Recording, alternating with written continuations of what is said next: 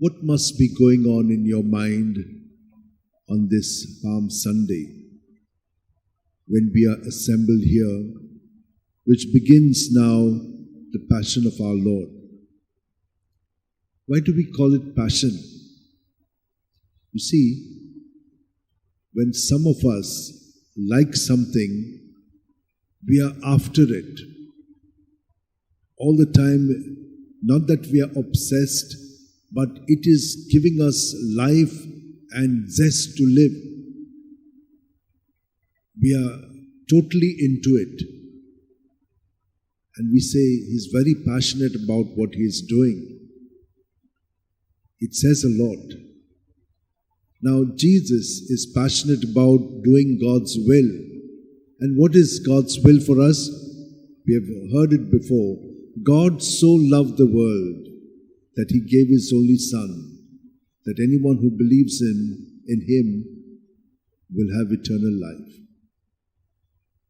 Jesus has told us, no greater love has a man, a person, than to lay down his or her life for his friend. And we all know that when we love, and we are passionate about that, leaving aside sex, then the real love will be seen. Because once sex is over, then the real love starts, where we care for the other, where we are concerned about the other, and we put the other in first place rather than ourselves. And that's the real love. You will all bear witness to that. A mother does that naturally. But it's not only in those natural circumstances, even later in marriage, in for good or for bad, for sickness or for health, I commit myself till the end. Yes, so many are doing that. They are passionate about God's will in their life. And so, my dear sisters, we draw inspiration from Jesus. He is not just one person there. No, he is us. In him is all humanity. Through him all things have come into being, and nothing can exist without him. So, everything is existing in him. God had made a plan to give us from Adam a chance to obey him naturally and to live in communion with him, consulting him about everything. But that is what we failed. And that's what we call the original sin, which naturally takes us away from God.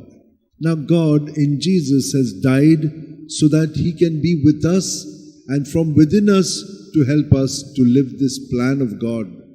And yet we still reject him. And when we do, it is we who suffer. Now you might say, no, those who are doing evil don't suffer. They are doing very well. It seems so. But we must look into each one of them and they will tell us their stories.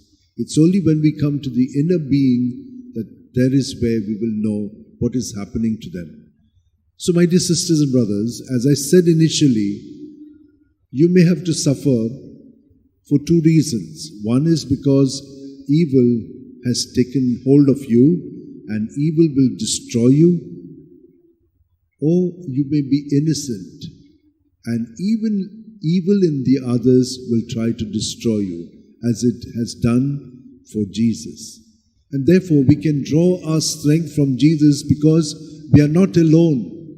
Jesus is within us. And so whatever I go through, Jesus is going through with me. And that is why when we sin, we also drag him into our sin. But he does not sin. He suffers for us the consequences of sin. Now, those of us who are reflecting persons will begin to understand this. The others will just shun it, saying, can't understand it, forget it. That's not the way we have to go about. We have to be present to what's happening to us. We have to be present to our thoughts, our feelings, our behavioral patterns. People are all the time telling us, and in them God is telling us, warning us not to do that. but we are not present. We need to be present. And the way we can be present is if we are focused on our breath. Breath is life, and Jesus is life. And when you are present to breath, you're present to Jesus, and you're present to life. So what you are experiencing at your mind, at your feeling, and at your behavioral level, you can be present to it, and when you're present to it, you will begin to understand it, because Jesus' Spirit will enlighten you. And for this reason, I found the words of Jesus very useful. Remain in me as I remain in you. He is all the time in each breath remaining in me, in my body, mind and spirit. I can remain in Him when I breathe out and surrender everything in my mind, my body and my spirit. Just surrender it in His name, and you will see you'll become more present to it. This is the grace that you have, and you will find it activated in you in such moments when you begin to see what is happening. Now this is the kind of vision that we need. It is a faith vision. It is also a rational vision. You see what's going on, and yet you see what is much more deeper in it. But what do? We choose to walk in faith because we trust that we will be in collaboration with Jesus in saving the world. We are all called to be Jesus, my dear sisters and brothers, but He has gone ahead of us, and He is our strength. He is our consolation. He is our peace, and He gives us everything provided you are present to Him. And so let us spend a few moments. If you hold your hands like this, then the energy in your palms will also bring healing to the negative energy that is spewed by your negative thinking and feeling and behavioral patterns. There's a lot of negative energy within us. This will all go out, and His positive energy will well up in us. And this will bring us well-being. We will see that we are very good in our health of our body, mind and spirit, because Jesus becomes the center. And when we are like this, then His love will flow through us, and that is what we want.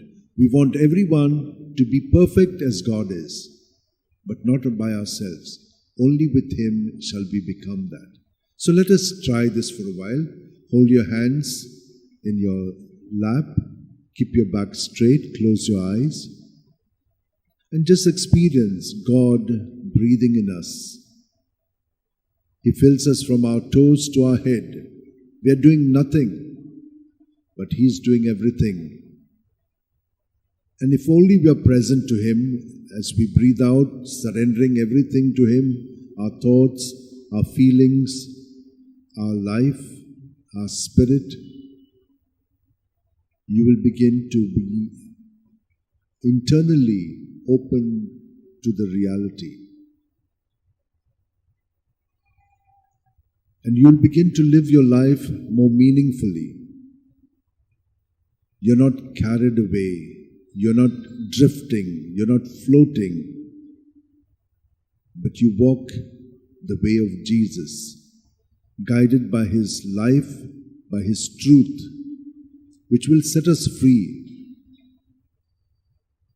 Many of us are in bondage to the structures which the evil one has done in our thinking patterns, in our feeling ways. These He will undo within us and make us once again conform to the likeness of God within us. He has created us in His own likeness and image. Only Jesus can restore it to us, provided we surrender ourselves to Him. Lord, thank You for blessing all of us at this moment. May we remain deeply united to You, not only now, but throughout the day.